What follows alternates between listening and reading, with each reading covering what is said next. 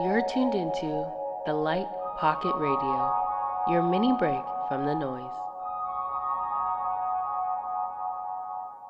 Hello, everyone, and welcome to the Light Pocket Radio, an audio series that gives you little doses of light for your day.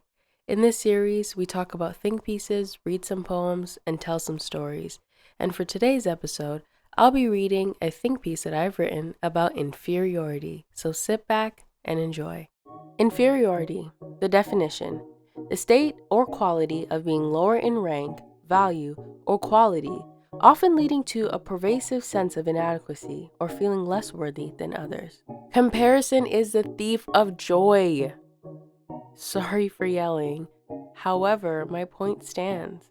The moment we compare, we lose. We often put ourselves in battles we hate, and the only reason you can't win is because you don't want to.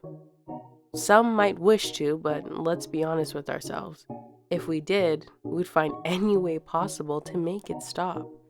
Now, that might be harsh, so I'd like you to take my hand and walk with me.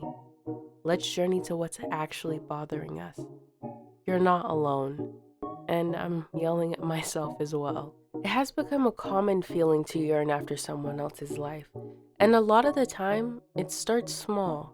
When we are younger, there are various pivotal moments in our lives. Parents, siblings, and friends we make along the way contribute to that. It holds similarity to resentment, and for some, it doesn't get to the point of a whole identity.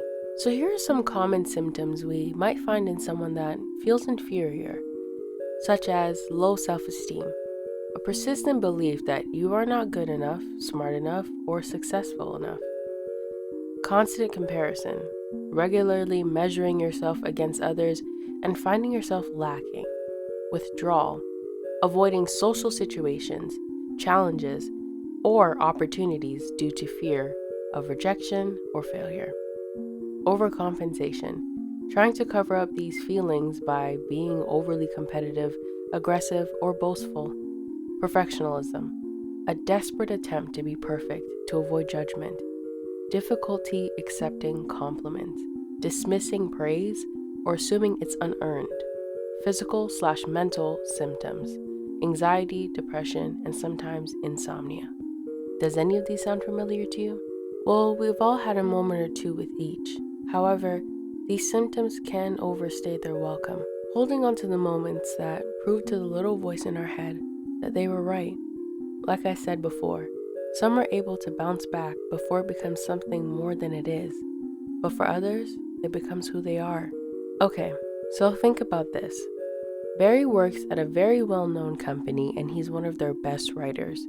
He's reliable, very smart, kind, and well-versed in the realm of writing.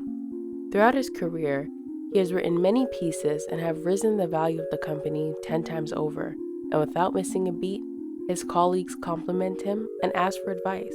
His boss puts Barry in bigger rooms, encourages his creativity, and trusts him with big projects. One quiet evening, a new hire arrives to the scene, fresh out of school and ready to gain experience. He makes a few mistakes here and there, but creates some pretty good pieces that get a lot of recognition. This new hire is really good, and bringing ideas I haven't thought of. I don't want to be replaced. A reflection of Barry. So Barry just completed a piece, a big one for the company, and with that grueling thought dancing through Barry's head, he disregarded the project and started over. This has to be perfect. And with each draft, it was rid of in seconds, and so was the evidence of every accomplishment in his career. At one point, he even sent a draft to a friend of his. "This is amazing. I don't know how you do it. You've got magic in your mind."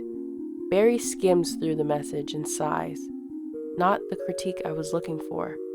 Lost in his head, time passes and the project gets handed to the new hire.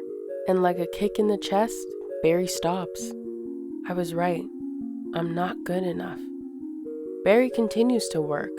The quantity increases and the quality decreases. Barry's boss requests a one-on-one meeting. "What's going on, Barry? You're running like a short-circuit machine."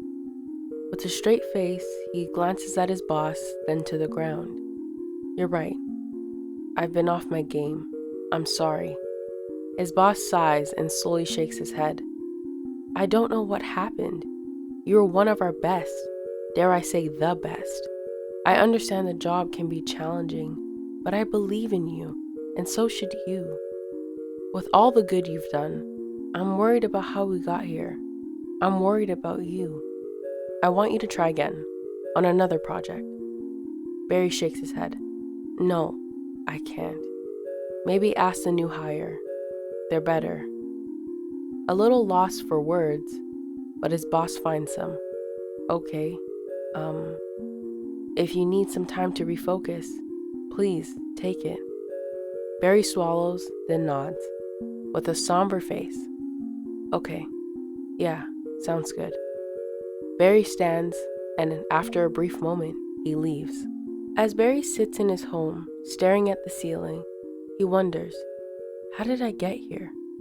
Was I ever enough? So, question for a reader. What would you say to Barry? And can you find compassion for him? And if you can you do the same for yourself? Inferiority spends a weekend or two with everyone, and much like resentment, it can be extremely deeply rooted. However, I find one reacts a lot harsher and quicker, like a very snappy comment, disregarding a task immediately, being confrontational, and making false accusations. Okay, still walking with me? Good. Let me be candid with you. I feel there are many people that are better than me, and that no matter how hard I try, I feel I'll always miss the point, that the joke will forever be on me. We quickly skate by the moments of inferiority and don't notice the imprint it leaves for future self to deal with. A lot of the time, we miss out on opportunities because of this mindset, and the constant feeling of not being good enough, no matter how hard you try, haunts all of us, which leads to many moments where we feel we're suffocating. In this day and age, mixed with deep systemic racism and questionable stereotypes of a multitude of people, feeling inferior goes a lot deeper than we think, which, with a handy little helper called social media, the history behind the feeling and mindset is becoming common knowledge. I won't get deep into it because that's a whole other piece in itself. However, dipping our toes won't hurt. For example, the moment a melanated person's consciousness kicks in, they're fed with a false reality.